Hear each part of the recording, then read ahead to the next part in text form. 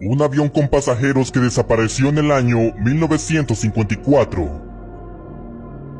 Y 35 años después, vuelve a aterrizar en un aeropuerto de Brasil. Cuando entraron a la cabina y observaron al piloto, sucedió lo más extraño. Era un 12 de octubre del año 1989, en el aeropuerto de Porto Alegre, Brasil. El controlador aéreo se percató que un avión se acercaba sin autorización a la pista de aterrizaje. Intentaron comunicarse con el piloto, pero no fue posible. El avión seguía acercándose al aeropuerto. Así que empiezan las teorías de que tal vez aquel avión venía secuestrado por terroristas, o tal vez traía fallas mecánicas. Y sin más que esperar, ambulancias y policías entran a la pista y se preparan para cualquier cosa que podría suceder con aquel avión. Sin embargo, el avión empezó a aparecer entre las nubes, y todos los testigos que estaban observando el cielo quedaron sorprendidos, ya que aquel avión era un modelo antiguo que había dejado de fabricarse hace 30 años. Un avión con hélices en lugar de turbinas. Se abre el tren de aterrizaje y el avión aterriza. Las hélices dejan de girar. Pasaron unos minutos y no había movimiento de nada. Por las ventanas se observaban las siluetas de los pasajeros, pero nadie se movía. Las autoridades no sabían si acercarse al avión, ya que podrían haber terroristas armados que podrían tener a los pasajeros como rehenes. Pero después de unos minutos, como pudieron, abren la puerta del avión y deciden entrar. Y una vez adentro, empieza lo más extraño. En el avión venían sentados 90 esqueletos, los cuales aún portaban su ropa, que a simple vista se notaba que eran atuendos pasados de moda. Todos con sus cinturones puestos. Parecía como que si la muerte haya llegado de una forma instantánea. Cuando se dirigen a la cabina del piloto para que les diera una explicación, el misterio solo se hizo más grande.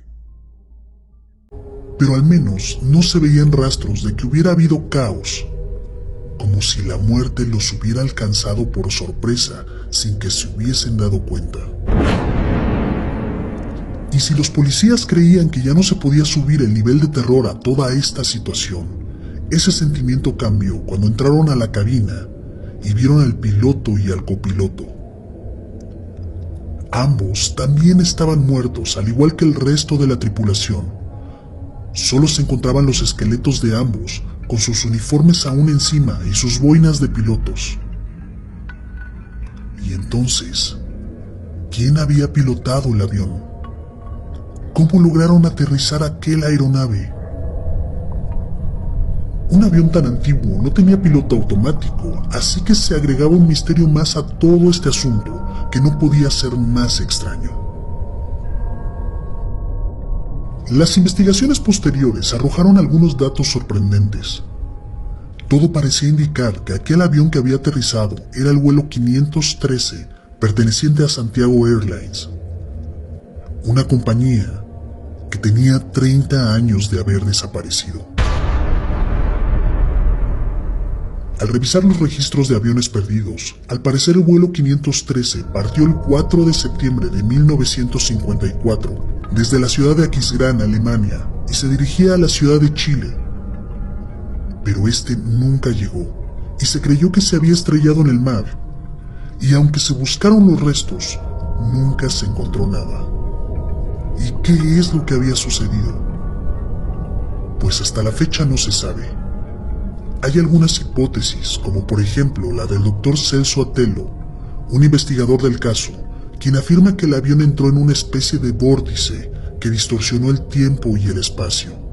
Como sea, el caso fue clasificado como secreto, y el gobierno, tanto local como el gobierno alemán, nunca ofrecieron ninguna interpretación oficial. ¿Por qué se clasificó como secreto?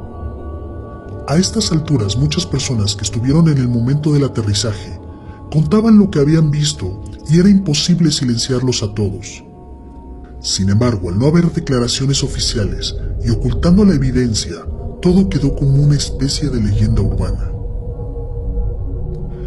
Hay algunas teorías sobre el por qué se quería que este incidente se mantuviese oculto. La primera era lo inverosímil que resultaba el caso, y gobiernos de otros países mirarían con incredulidad a las autoridades brasileñas. Otra teoría era el tener que revivir un caso de hace mucho tiempo que se creía cerrado y localizar a los familiares de aquel vuelo y tratar de explicar algo que ni ellos comprendían bien podía resultar demasiado complicado, sin hablar de las posibles implicaciones legales que este evento acarrearía. Pero muchos técnicos y pilotos que presenciaron el evento lo sabían. Sabían lo que había ocurrido y sabían que eso era cierto. ¿Por qué? Porque muchos de ellos lo habían experimentado. Y hasta la fecha, sigue siendo algo común. Si te propones preguntarle a algunos pilotos, no importa si son de vuelos comerciales o no, de 10, al menos 8 tienen historias que contar relacionadas con saltos extraños en el tiempo, en donde sus relojes marcaban una hora específica y al llegar a tierra tienen que adelantar o atrasar sus relojes algunos minutos. Algunos otros han sufrido experiencias más extremas, en las cuales se han teletransportado de un lado a otro con una diferencia de miles de millas en segundos y sin una explicación racional. Y desapariciones de aviones y barcos se han sufrido a lo largo de la historia, y muchos se han dado en lugares en específico, como el famoso Triángulo de las Bermudas, o la zona del Mar del Diablo, o en el Triángulo de Michigan, así como la zona mágica de Comalá en Colima, por nombrar algunas. La diferencia es que aquellos barcos y aviones desaparecieron y nunca supimos más de ellos.